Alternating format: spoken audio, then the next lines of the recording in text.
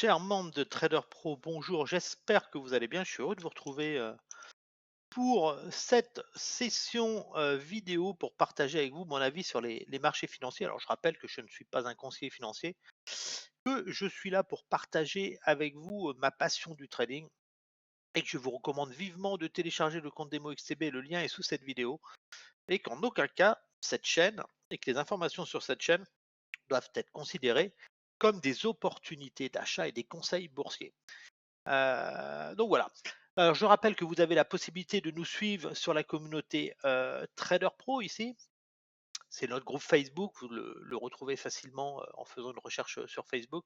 Vous avez le lien sous cette vidéo. C'est ici que je poste mes analyses fondamentales, mon avis sur le marché, et que j'argumente un petit peu mes stratégies de trading que je partage avec vous, souvent en trading live. Voilà, si j'ai un biais haussier ou baissier sur les indices, ça vous permet d'essayer de comprendre pourquoi je suis dans cette stratégie. Par exemple, ici, vous avez les indicateurs clés sur la cherté des marchés actions. Là, on peut voir que sur les classements des indices le 9 mai 2025, on voit que le Royaume-Uni et l'Italie, des indices qui sont très élevés, qui battent des records, ne sont pas forcément les indices les plus chers, alors que le Nasdaq et le SP 500 sont beaucoup plus chers. Vous avez aussi des articles qui me permettent de partager avec vous ce que je pense. Je m'attends à une récession sur les marchés. Je vais vous montrer quel outil j'utilise aussi euh, pour, euh, pour détecter les récessions. Vous avez aussi comment je tracte les différentes valeurs et mes listes de valeurs préférées. Hein, c'est les valeurs que je surveille en priorité. Hop, je vais revenir ici. Les valeurs que je surveille en priorité, donc c'est assez intéressant. Voilà, vous avez beaucoup d'actualités, d'informations. Vous avez aussi j'ai travaillé pour vous, j'ai partagé avec vous le radar économique que j'utilise, qui me permet en fin de compte de détecter les phases de récession, comment j'argumente, on voit tous ces indicateurs que je partage avec vous. Maintenant, vous avez accès, parce que souvent, il y a des gens qui reçoivent vous avez souvent des statistiques économiques qui tombent, des stacks, vous voyez plein de chiffres tomber, vous ne savez pas forcément quoi en faire? Si vous êtes dans la communauté Trader Pro, c'est gratuit, hein, je partage ça avec vous. Vous avez l'onglet fichier ici, puis vous avez beaucoup de petites informations ici. Vous avez le manuel du screening ETF, du screener ETF. Vous pouvez configurer ainsi votre screener, et puis vous avez maintenant ce radar éclairé, vous avez le calculateur de nombre d'actions, vous avez pas mal de petites choses extrêmement intéressantes. Et le radar, c'est celui-ci. Vous allez voir, c'est moi ce que j'utilise, c'est mon tableau de bord qui me permet de surveiller l'ensemble des informations qui m'intéressent. On voit que ça passe de la consommation des ménages et le secteur immobilier que je surveille, secteur bancaire. Je surveille beaucoup les États-Unis. Pourquoi? Tout simplement parce que les États-Unis, c'est la première puissance mondiale. Et quand les États-Unis ralentissent, c'est le monde qui souffre. Voilà, on a l'emploi aux USA, la dette publique, les indicateurs globaux de risque de récession, on a les secteurs obligataires, les indicateurs du gouvernement américain, on a beaucoup de choses, tout ça, regardez toutes ces informations, et puis surtout, ça vous donne un petit peu, voilà, le taux d'inflation sous-jacent, voilà, le seuil critique, c'est quand c'est au-dessus de 2,5, et puis ça vous donne la petite indication, voilà, supérieur à 2,5, ça indique une inflation persistante hors énergie alimentaire, donc plus difficile à contenir, c'est une gravité modérée, donc vous retrouvez toutes les risques et la gravité. Par exemple, ici, on a la courbe des taux de 10 à 3 mois, une inversion, ces inversions de courbe des taux qui ont précédé à peu près toutes les récessions depuis 1901. Voilà, c'est une alerte critique. Et donc, quand vous voulez accéder à la statistique, il suffit de cliquer ici et vous allez voir, vous allez directement arriver à cette statistique et ça vous permet d'avoir voilà, les informations en temps réel et souvent de comprendre pourquoi, qu'est-ce qui se passe. Voilà, c'est un outil qui est vraiment, moi j'utilise, ça m'a permis de détecter avec une grande facilité la correction des marchés entre 2021 et 2022.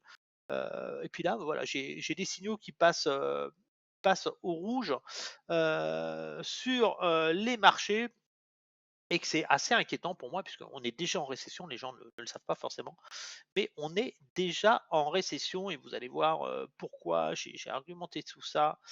Tac, tac, tac. Voilà, pourquoi on est en récession? On a la courbe des taux de 10 ans à 3 mois, l'inversion vient de se terminer, hein. Ce signal est précédé de récession tout le temps, surtout quand on a l'inversion de cette courbe qui se produit. On a le Leading Economy Index qui est en chute libre depuis 12 mois, avec un taux de croissance sur 6 mois sous les 4%. Donc voilà, ça c'est la signature d'un retournement économique confirmé. Vous avez la probabilité de récession de la Fed de Saint-Louis est suivie. On est à 84% en mars 2025. Au-dessus de 30, le modèle ne s'est jamais trompé. Voilà, on est au-dessus de 30, c'est pas bon qu'on soit à 84. Et l'indicateur de la règle de Sam, le seul indicateur qui demeure encore neutre à 0,27, c'est plus lié au chômage ici, mais il est toujours en retard et il déclenche généralement après le début officiel de la récession. C'est quand on vous dit que l'on est en récession. Alors voilà, je vous explique tout ça ici. Pourquoi on est en récession, qu'est-ce qui se passe sur les marchés. Vous avez tous les indicateurs que je surveille et que vous retrouvez ici. Je vous ai rajouté un petit filtre aussi qui vous permet de filtrer, par exemple, si vous voulez que les news qui sont critiques. Voilà. Alors attention, ça ne se met pas à jour. Hein, je n'ai pas mis une option API dessus. Mais voilà. Par exemple, la règle de sable, vous pouvez surveiller ça, le chômage. Vous cliquez et vous avez les informations qui vous intéressent. Et ici, vous pouvez aussi cliquer par secteur d'activité. Par exemple, vous avez le secteur bancaire, la dette publique, le gouvernement, les métaux précieux. Vous arrivez sur le métaux précieux, l'or. Vous voyez, quand l'or est au-dessus de 2000 $, c'est une recherche de refuge contre l'inflation et l'instabilité. Voilà, donc là, j'utilise le site Trading Economics, ça vous renvoie vers leur graphique, un excellent site que je recommande. Un un excellent travail. Et donc voilà, vous pouvez vous amuser avec ça et surtout vous allez apprendre euh, les, euh, les, euh, les statistiques économiques, les analyses fondamentales et tout. Là, on voit par exemple le taux hypothécaire à 30 ans, quand il est au-dessus de 7%, c'est critique. Il suffit de cliquer dessus et vous voyez, est-ce qu'on est au-dessus de 7%? Vous n'êtes pas loin, on n'est pas au-dessus de 7% encore. Vous avez d'autres indicateurs aussi qui peuvent vous plaire. Vous avez les meilleurs indicateurs. Moi, c'est vraiment ce que je suis au quotidien, hein. C'est hyper important. N'oubliez pas de remettre ici à zéro tout ce qu'il faut. C'est gratuit, vous voyez. On a des dépenses militaires. Moi, j'aime bien l'indicateur Buffett, hein, l'indicateur de Warren Buffett qui est corrélé à des excès de valorisation historique. Voilà, bon, c'est un indicateur, mais il est assez fait. C'est quand il est au-dessus de 150. C'est un indicateur qu'on est vraiment surévalué, l'indicateur Buffett, et vous allez voir, on est actuellement là ici à 177, 188. Donc voilà, le marché est très très cher. Ça vous permet, voilà, les valorisations du SP500. Vous avez le ratio de Shiller, historiquement, quand il est au-dessus de 30, c'est ce qui a précédé les bulles de 2000 à 2021. Vous cliquez dessus, regardez, vous êtes à 34. Voilà, ça va vous permettre de pas être perdu avec les statistiques et d'avoir les informations intéressantes. Là, au-dessus de 25 est un niveau historiquement élevé, la moyenne est inférieure à 17. Donc vous cliquez dessus, est-ce que vous êtes au-dessus de 25, vous êtes à 26 et largement au-dessus de la moyenne. Voilà, vous avez des indications qui vous disent, voilà, le marché est en surchauffe, attention, il se passe des choses, voilà. Donc vous aurez l'occasion, moi, je vous mâche le travail puisque voilà, vous avez tous les articles qui sont publiés en fonction de ces indicateurs, hein. Le murmure avant le fracas, hein, c'est ce que les courbes des taux révèlent vraiment. Donc vous avez exactement mon avis, mon analyse et ce qui se passe. Voilà, donc je m'attends généralement à une phase de récession à venir. Pour moi, nous sommes déjà en récession, hein, sur les marchés. Vous avez aussi le Twitter, hein, mon Twitter Trader Pro, qui vous permet d'avoir le suivi un petit peu, c'est un petit peu dynamique, des courts messages. Voilà. Moi, je mets un message ici sur mon Twitter que tous les voyants Macron sont au rouge, hein, la courbe des taux inversion est terminée. Donc là, c'est un signe de récession à venir. La chute confirmée, la probabilité de récession 84% à place au-dessus des 30%. Et puis la règle de Sam qui n'est pas encore déclenchée mais qui est en retard. Donc la récession est là, le marché dort, j'explique tout ça. Et on va regarder un petit peu en détail jusqu'où on pourrait descendre. On va passer maintenant directement sur la plateforme de trading. On va regarder ce qu'il y a sur la plateforme de trading, ce qu'on a fait. Alors, comme vous le savez, hein, moi je fais les analyses le week-end sur les marchés. Je partage avec vous mon avis, mon sentiment sur les marchés. Et puis je vous fais aussi des petites sessions de trading en live. Je prends des positions en live sur les marchés. Je vous explique pourquoi. C'est plus pour vous apprendre le côté technique des marchés financiers, comment on se positionne, comment on met un stop, comment on cherche où est-ce qu'on prend ses bénéfices. Et ça, c'est assez intéressant pour apprendre un petit peu à manipuler le trading. Alors pour ça, je vous recommande pour suivre les trading live, mais comme pour investir en bourse, hein, je vous recommande bien sûr la plateforme que j'utilise, c'est la plateforme XTB. Le lien est sous cette vidéo. télécharger tout de suite un compte démo de cette plateforme parce que vous allez apprendre déjà à la manipuler, à utiliser les mêmes outils que moi et comme ça, le jour où vous voudrez passer en trading live, eh ben, vous pourrez directement intervenir parce que vous aurez déjà un compte de trading prêt à l'emploi. Il suffira de créditer ce compte euh, de capitaux.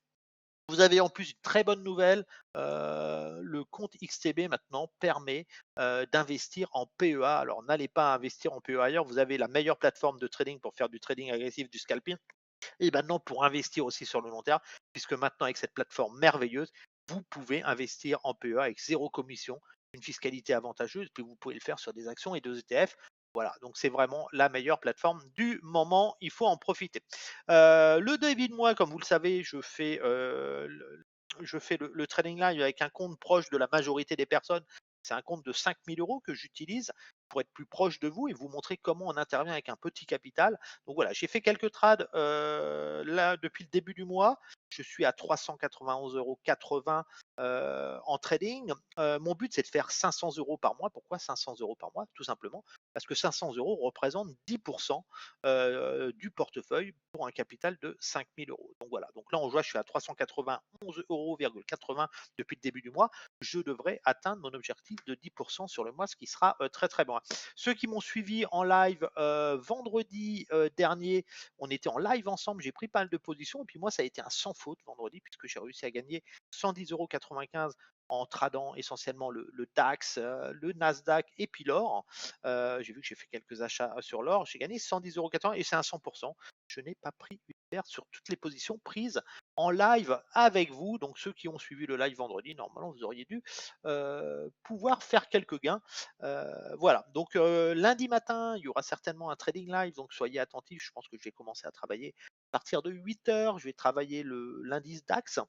Et puis après, dans l'après-midi, je vais passer sur l'indice Nasdaq US, peut-être quelques matières premières, parce que je sais qu'il y en a qui aiment les matières premières aussi.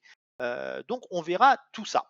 Maintenant, on va faire le tour sur les indices boursiers, voir ce que je pense sur les indices boursiers. Alors comme vous le savez, hein, moi je suis plus dans une stratégie prudente. Je pense qu'il est temps pour ceux qui ont acheté des actions en 2010, après la crise financière de 2010, 2008, 2009, là, je pense qu'il est temps de récupérer quand même pas mal de capital et de s'alléger. On est sur des niveaux de prix qui sont quand même excessifs, tout étendu, comme je vous l'ai dit, hein, par rapport aux signaux macroéconomiques, économiques que j'ai et les signaux fondamentaux sur l'économie. Voilà, moi j'ai des risques de récession qui sont quand même sérieux.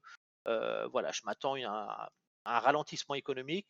Alors personnellement, je pense que les États-Unis vont rentrer plus dans une phase de stagflation. On va rester sur une inflation assez élevée parce qu'on va avoir une inflation un petit peu importée de par la politique de Trump. Donc on va avoir un ralentissement économique.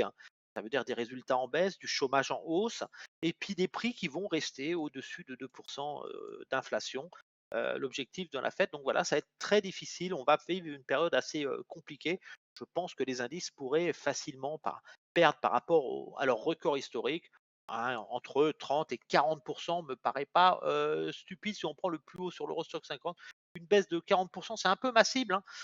Ce sera un retour entre 3700 points et 3200 points. Je rappelle que nous étions là, sur ces niveaux-là, en 2022. Donc, un retour ici, une baisse de 40% ici, dans cette zone. C'est tout à fait possible. En 2022, on était là, il n'y a pas si longtemps que ça.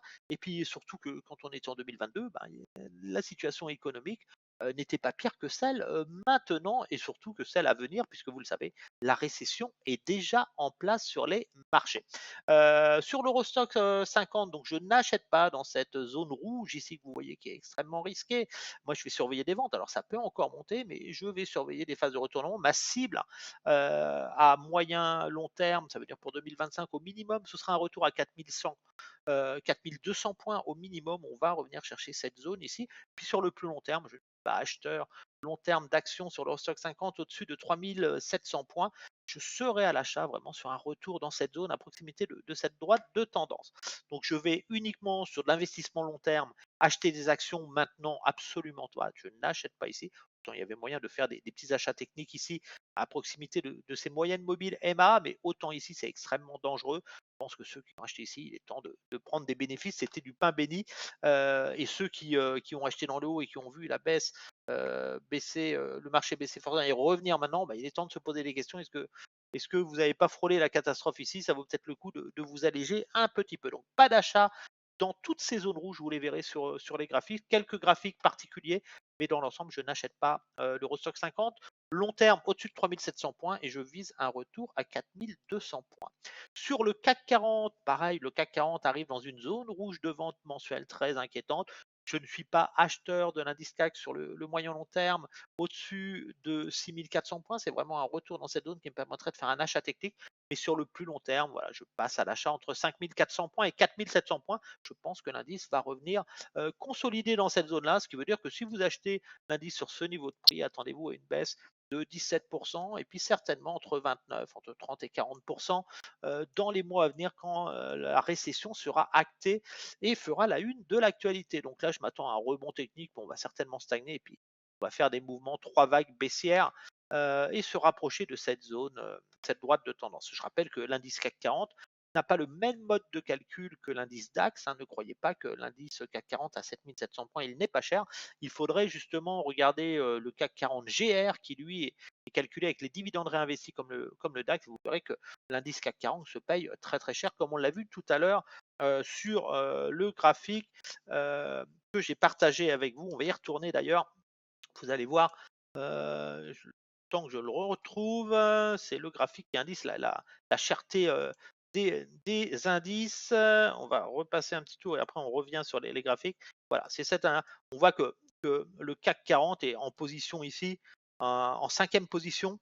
Il est médian, il est sur un prix médian. L'indice le moins cher, c'est le FTSE. Et puis après, vous avez l'Italie, l'Espagne. C'est pour ça que ça accélère. Le DAX ici n'est pas très cher, hein, mais on voit que le CAC 40 est plus cher que le DAX au final. Et puis les indices les plus chers, bah, le Hang Seng Hong Kong est cher, le Topix aussi, hein. Et puis on voit l'Australie à surveiller, c'est très très cher l'Australie, mais c'est surtout les indices américains, le Nasdaq et le SP 500 qui sont très très chers. Donc attention quand même sur le CAC 40 d'être prudent. Revenons maintenant à nos graphiques. Donc le CAC 40, voilà, moi je m'allège ici à l'achat, je ne suis pas à l'achat ici, j'attendrai la fin d'un essoufflement du rebond technique. Attendez-vous à une baisse certainement cet été et une accélération baissière assez violente entre septembre et octobre. Mais là, avec les 3 douanes en juillet, là c'est vraiment la pause au rebond, on souffle un peu. Mais après, il y aura certainement cet été une grosse vague baissière. On va rentrer dans le dur, hein.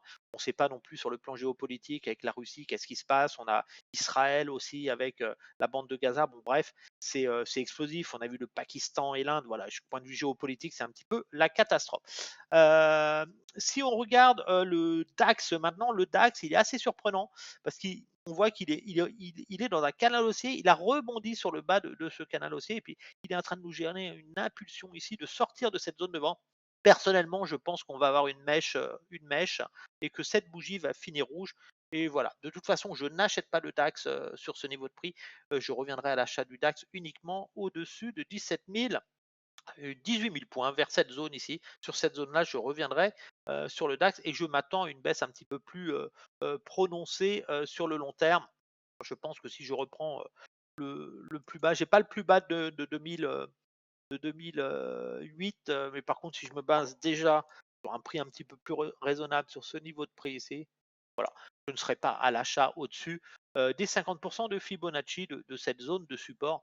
Je vise un retour pour moi certainement dans cette zone ici, entre 14 000 points et 12 000 points sur le Nasdaq sur le plus long terme en fonction de la dureté de la récession. Sur le Dow Jones, pareil, on voit que le dollar, on a eu la grosse baisse, on a rebondi ici. Je pense qu'on va venir chercher à se stabiliser dans cette zone de vente pour ensuite tomber ici à proximité des 32 000 points. Et je pense que l'on ira plus bas hein, sur le Dow Jones. Moi, je m'attends à une baisse un petit peu plus prononcée. Mon niveau d'achat à long terme, ça restera toujours hein, sur tous les indices. Ce sera entre le plus haut historique et le plus bas de 2008 sur les indices. Et j'irai chercher un achat le plus proche possible des 50% de Fibonacci.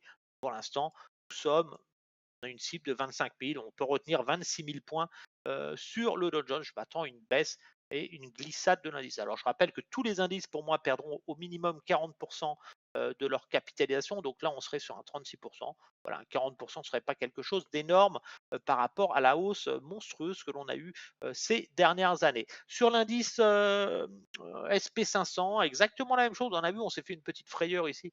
Grosse cassure de ça, on a un rebond technique, on revient dans la zone d'or de vente. Donc je ne serais pas surpris d'avoir encore des bougies rouges et de descendre ici vers les 4500 points à un moment. Pour mes achats long terme, ce sera pareil que sur le Dow Jones, j'irai chercher le plus bas de 2008 et le retracement des 50% du marché. Pourquoi se priver de ce niveau de prix puisqu'il est tout à fait possible.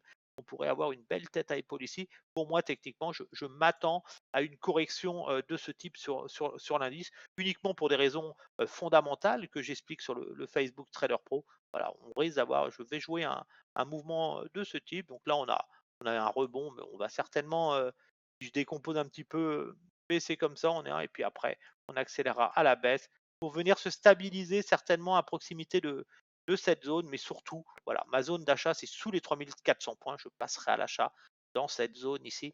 Ma zone cible baissière moyen long terme dès que la récession sera connue par le public. Sur le Nasdaq pareil, on voit qu'on a eu ces mouvements haussiers sur ces trois vagues haussières. On est revenu tester la vague de Wolf, on l'a pénétré, on est revenu au-dessus, on revient dans la zone d'or de vente. Je m'attends à des bougies baissières comme ça. Premier achat technique vers les 15 000 points, mais je pense que le Nasdaq va aller beaucoup plus bas. Mais voilà, c'est la zone que je vais surveiller pour l'instant. Ma zone, je n'achète pas le Nasdaq au-dessus de 15 000 points. Sur l'US 2000, l'indice le plus pourri de la cote américaine, hein, c'est l'indice des valeurs qui s'endettent énormément, qui ne gagnent pas d'argent et qui vivent de promesses, sauf que les investisseurs, bah voilà, c'est pas inépuisable les capitaux. Donc voilà, je m'attends à un rebond dans cette zone, ici une poussée dans cette zone, puis un retour dans cette zone ici. Les 1500 points, je n'achèterai pas au-dessus de 1500 points désormais. Sur l'indice UK 100, le FTSE, on voit que on a eu la grosse baisse, on revient dans cette zone. Alors l'indice n'est pas forcément cher, il est encore bon marché. On a eu les droits de douane avec Trump, avec la Grande-Bretagne, mais cependant, je m'attends quand même à un retour à 7200 points, une correction de l'indice. Il suivra bien sûr les indices US qui rentreront bientôt en correction. Sur l'indice italien, ça s'accroche un peu comme le DAX, ça veut pousser encore. On a cette folie acheteuse sur l'indice. Par contre, voilà, prudent. Je pense que voilà, pas de précipitation, mais j'hésiterai pas à vendre cet indice pour revenir chercher un retour sur les 28 500 points moyen long terme. Sur l'indice espagnol, grosse montée de l'indice espagnol, on voit que ça continue à pousser. On vient chercher la liquidité au-dessus de ce niveau-là. Voilà, de toute façon, pas de signe de faiblesse. On voit qu'il a rebondi actuellement sur les 11 200 points. Je vais surveiller la prochaine correction de l'indice pour revenir dans cette zone. De toute façon, pas d'achat au-dessus de 11 220 points sur cet indice non plus. Sur l'indice Net 25, très intéressant aussi, on a eu la correction. On voit qu'on a fait des plus bas par rapport au précédent, des plus hauts de moins en moins hauts. Et là, on est en train revenu dans la zone de vente. Donc, je m'attends à un retour sur les 750 points aussi, le temps que le rebond s'épuise. Pareil sur l'indice suisse, on a eu le rebond ici. On va rentrer dans des phases correctives de ce type ici. Donc, je m'attends à un retour sur les 10 000 points sur cet indice sur le moyen long terme. Donc, voilà, ça va s'accrocher à la hausse et je vais jouer ensuite, comme sur tous les indices, des corrections. Sur l'indice du Brésil, le Brésil qui continue, lui, à tutoyer les records historiques, je m'attends à un retour, à une phase de range à venir. Donc ça continue à monter, pas d'achat de toute façon au-dessus de 131 700 points pour le moment. On est plus dans une phase de trading range qu'on est en train de mettre en place. Donc je m'attends à un retour ici, et puis à un moment certainement qui pliera comme les autres indices. Donc attention, on est vraiment sur une droite de tendance, on est limite de la correctionnelle, mais par rapport à l'économie du Brésil, voilà, ce sera difficile de justifier éternellement ces niveaux extrêmes du marché. Sur le Mexique, pareil, on attend une petite respiration du marché suite à la pause des droits de douane de Trump. Voilà, mais il y aura des conséquences sur le Brésil. Ça va être difficile sur le Mexique, je veux dire. Ça va être difficile aussi sur le Mexique. On voit que le Mexique est revenu dans la zone de vente, donc c'est pas une zone où j'achète. Donc moi, le retour, ça va être les 47 000 points que je surveillerai. Le meilleur indice, c'est bien sûr l'indice polonais, un très bel indice qui mérite d'être surveillé. On voit qu'il est en train va revenir chercher cette ligne idée, donc je m'attends bien sûr à un retour dans cette zone-là. Mais voilà, je conserve un objectif de 3000 points sur cet indice. Voilà, ceux qui veulent faire du trading à l'achat, c'est plus judicieux d'aller travailler des indices qui sont bon marché comme ça et qui sont bien gérés. Belle économie, l'économie polonaise, bien gérée. Et voilà, c'est très intéressant. Donc voilà, donc moi j'achète les replis dans cette zone pour aller chercher ce niveau-là. Après, attention, quand l'économie US rentrera en récession et que ce sera acté, bien sûr, cet indice corrigera aussi comme les autres. Euh, la UT20, qu'est-ce qu'on a dessus sur cet indice qui est assez intéressant, l'indice autrichien. Après, je regarde juste le levier qu'ils mettent. Bon, ok, bon, c'est pas, ça bat des records, attention, ça bat des records, ça booste encore. Moi, je suis assez prudent quand même sur cet indice. Voilà, pas envie d'acheter non plus par rapport aux conditions de marché que je vois sur le plan fondamental. On arrive à proximité 1. Donc, je pense, voilà, c'est des faux départs. C'est un indice qui va certainement corriger aussi comme les autres. Il faut être patient. Voilà, je pense que le mois de mai, là, on va continuer à s'accrocher à la hausse, il va y avoir de la spéculation. Et puis derrière, on va commencer à rentrer dans le dur. Mais cet été, je m'attends à des mois difficiles, une fin d'année en 2025 assez difficile. Je m'attends plus à une baisse après, à l'arrivée de l'été jusqu'en octobre, novembre. On aura le traditionnel rallye de fin d'année. Alors le rallye de fin d'année, il permettra de rebondir à proximité de zones comme celle-ci pour faire un pullback technique et ensuite une nouvelle correction. Ce sera une reprise technique, mais la baisse ne sera pas pour autant terminée puisque les résultats des entreprises et le chômage vont commencer à augmenter. Ça va être assez inquiétant, vous verrez. On aura l'occasion d'en reparler. Sur le Japon, on avait vendu, vous vous souvenez, vendu en août 2024. J'avais fait de très beaux gains et puis j'avais racheté derrière. Là, on est de nouveau dans la zone de vente ici. Donc voilà, le Japon, attendez-vous à revenir à 28 000 points, c'est inévitable. Donc ça va s'accrocher un petit peu comme ici. Voilà, ça va s'accrocher un peu et puis à un moment, ça va retomber. Tout simplement, c'est une raison économique fondamentale et de la dette et de la monnaie japonaise qui va commencer à faire trembler les marchés. Sur Singapour, grosse montée sur Singapour. On a eu la baisse, l'achat dans la zone d'or d'achat. On revient tutoyer la zone d'or. M'attends plus à des mouvements de consolidation, un triangle de consolidation avant d'aller chercher ce niveau-là. Sur l'indice australien, on a eu le gros mouvement baissier, on a rebondi sur le bas d'un canal, on fait un pullback technique. Je m'attends à un échec dans cette zone et puis après, revenir chercher les 6800 points qui permettront de faire de l'achat technique. Je rappelle que ces zones-là, c'est des zones d'achat technique assez intéressantes. Ici, pareil, on est dans la zone d'or de vente, le Vietnam. Je m'attends à un retour sur les 1100 points dans les mois à venir avec la future correction des marchés. L'indice chinois, ici, on voit qu'il est toujours en une phase de consolidation. Cette zone reste une zone de support importante qu'il ne faudra pas casser. Voilà, l'indice aura tendance à rebondir ici pour gérer des accélérations ici, mais bien sûr, ça dépendra bien sûr de la politique de Donald Trump et de la tenue de l'économie américaine. C'est sûr que si l'économie américaine s'effondre, ben voilà, le marché chinois aura aussi du mal.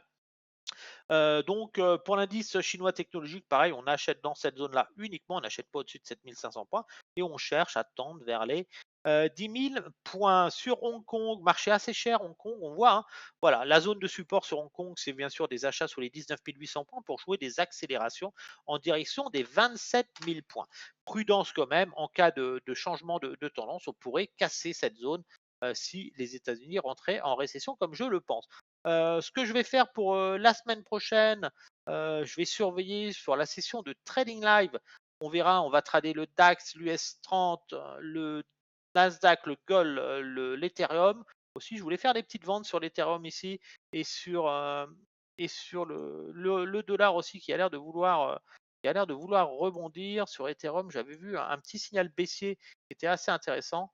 On va regarder ça et puis après on va regarder les 7 magnifiques, les valeurs qui nous intéressent. J'ai voulu faire un petit short début de journée ici. Vous voyez sur ce mouvement baissier ici, on avait une très belle zone de vente ici en 15 minutes.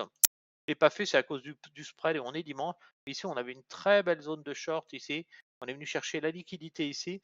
Donc, je ne serais pas surpris de voir l'Ethereum consolider encore et atteindre ma zone de liquidité. Ma zone de liquidité, vous savez, c'est cette zone qui se trouve ici. Donc, voilà, je suis quasiment certain que le Ethereum va venir rechercher cette zone en jaune. Euh, on verra ça dès lundi. Voilà. Vous voyez la baisse, le mouvement de rebond, et puis là, on repasse en phase de consolidation. Gros mouvement aussi quand même sur l'Ethereum. On verra que si vous voulez acheter cette crypto-monnaie, bah, il faudra être patient, pas acheter n'importe où. Voilà, si vous voulez acheter cette crypto-monnaie, si vous passez sur le weekly, votre zone d'achat, bah, elle est ici. Vous ne pouvez pas acheter au-dessus de 1990-2000 $. Ça veut dire que c'est des achats ici. Vous serez obligé d'attendre un pullback technique pour aller chercher cette zone supérieure. On va aller voir les 7 magnifiques pour faire un petit point. Je sais qu'il y en a qui sont friands. Microsoft, une de mes plus belles valeurs, comme pour beaucoup, hein, une petite pensée à Metamorphose 47 qui aime aussi cette valeur. Moi aussi, je l'aime énormément. C'est la plus belle valeur boursière qui existe, hein, sur les marchés, donc vous ne posez pas de questions. On voit que la baisse de Microsoft a parfaitement rebondi sur le bas de la zone d'or. Donc on revient à la zone d'or de vente ici en espérant aller chercher les 500 $. Je n'y crois pas trop. Je pense qu'on va rentrer dans une phase de consolidation. Sachez que voilà, tous les retours sous les 370 $ en 2025 seront des opportunités d'achat. Nvidia revient dans une zone de vente. Attention sur Nvidia, je suis extrêmement prudent, c'est une valeur très très chère. Nvidia, je m'attends peut-être encore une poussée, mais un retour dans cette zone, il y aura une correction. Il faut savoir que Nvidia vaut l'équivalent des 10 plus grosses capitalisations bancaires au monde. Ça veut dire que vous prenez les 10 plus grosses banques au monde. Nvidia vaut aussi cher que ces 10 plus grosses banques. Donc, est-ce que vous préférez avoir l'action Nvidia si vous étiez propriétaire d'une entreprise, vous vouliez avoir l'action Nvidia ou être propriétaire des 10 plus grandes banques du monde? Moi, je préférerais ne pas mettre tous mes œufs dans le même panier. Sur Apple, on n'achète pas Apple au-dessus de 215 $. Le retour d'Apple, je pense qu'Apple va chercher à tendre vers ici, puis après corriger dans cette zone et certainement revenir tester la zone des 147 $. Alphabet, des rebonds techniques en direction des 164 $ sont possibles, mais sachez que le titre aura tendance à revenir dans la zone des 125-115 $ qui offrira un beau niveau d'achat à prix plus intéressant que celui actuel. Sur Amazon, pareil, en phase de rebond technique, on voit qu'Amazon a rebondi sur le haut de la zone d'or d'achat ici. Elle se rapproche des 200, on n'achète pas au-dessus des 200, le titre risque de corriger comme beaucoup, hein, comme tous ces titres, ces magnifiques titres, bah voilà, ce titre risque de faire ce mouvement-là, soyez extrêmement prudents. Meta, pareil, Meta, un titre qui a fortement progressé. Voilà, moi sur Meta, je n'achète pas Meta au-dessus de 415 $. Je m'attends à ce mouvement sur Meta. Des mouvements de ce type, certainement un petit mouvement de consolidation avant d'aller plus haut. Donc voilà, je n'achète pas au-dessus de 610 Meta, je verrai plus les 420. Et puis Tesla, soyez extrêmement prudent. Tesla, voilà, rebond technique. Vous savez, sur le Facebook Trader Pro, je vous avais dit d'acheter Tesla à 226 $ sur ce niveau-là. Le titre a fortement rebondi, hein, et puis voilà, je pense qu'il ne faut pas acheter Tesla au-dessus de 350 $. Si jamais vous avez acheté à 200, 213, 226 $, vous rapprochez des 350 $. Il est important de récupérer son capital, de ne conserver que ses bénéfices investis. Ça vous préservera d'un risque baissier. Je pense que Tesla pourrait revenir à 150 $, 110 $ dans les mois à venir. Attention, Tesla, c'est une belle valeur, mais qui est très très chère et qui a beaucoup de concurrence maintenant et qui ne vend pas beaucoup de véhicules au final. Même si Tesla, c'est une entreprise qui fait rêver, mais voilà, Elon Musk a plusieurs entreprises. Il y a Neuralink, hein, il y a d'autres entreprises. Voilà, Tesla, ce n'est pas sa meilleure entreprise. Je pense que c'est une entreprise qui sera amenée à revenir un petit peu sur Terre et à ne pas aller sur Mars parce qu'elle est vraiment très très chère. Il faut savoir que Tesla à un moment valait plus cher que tous les constructeurs automobiles réunis du monde, imaginez. Donc voilà. Donc sinon pour le scalping la semaine prochaine, j'ai plus tendance à jouer un scénario. J'attends une correction daily sur le Nasdaq. Ça veut dire qu'à un moment suis acheteur de cette zone pour aller chercher ce niveau-là. Ça, c'est sur ma stratégie daily. Sur ma stratégie 4 heures, je ne suis pas acheteur ici. Je suis plus vendeur pour aller chercher ce niveau-là et ce niveau-là. Et sur la stratégie en 1 heure, je suis en train de surveiller ce range. Si j'ai un échec ici, une cassure du range par le bas, bah, j'irai chercher ma zone ici. Sinon, si on casse ce niveau-là, on continuera à monter. Donc, je vais chercher moi plus des ventes sur le marché. Je ne suis pas du tout à l'achat sur le Nasdaq dans cette zone rouge. C'est une zone extrêmement critique. Sur le DAX que je vais trader aussi, on va voir le DAX. Sur le DAX, on voit que le DAX, on a une hausse continue, non-stop, non-stop. On n'a même pas une bougie rouge en daily. On voit qu'on a un gap ici, un gap ici. Donc sur le DAX, je m'attends tout simplement à un moment à avoir des bougies rouges et puis une correction, au moins revenir se rapprocher de cette zone pour aller, si on doit rebondir, aller à 24 500 points plus haut, mais il faudra une correction. Sur cet indice, pareil, on a eu cette hausse, donc ce mouvement impulsif a un mouvement correctif. On n'est pas revenu dans la zone d'achat. Donc la cible, c'est 23 680 points, cette zone-là ici. Voilà, donc je vais surveiller ça. S'il y a une correction, c'est possible que le mouvement soit celui-là. Donc avec prudence, je vais surveiller. On est dans la zone de vente ici. Si ça part à la hausse la semaine prochaine, on verra si on achète pour aller viser ces points-là. On verra en scalping de toute façon que l'on fera. Voilà pour le petit tour de marché. J'espère que ça vous a plu. Je rappelle que vous pouvez nous suivre sur la chaîne. N'oubliez pas, si la vidéo vous a plu, de mettre un petit pouce bleu. C'est le meilleur moyen de me remercier. De vous abonner au Facebook Trader Pro, au Twitter, à la chaîne. Et puis de laisser un commentaire pour savoir si cette vidéo vous a plu. Sachez que moi, c'est un plaisir pour moi de partager mon avis avec vous. Sur ce, je vous souhaite à tous une excellente soirée.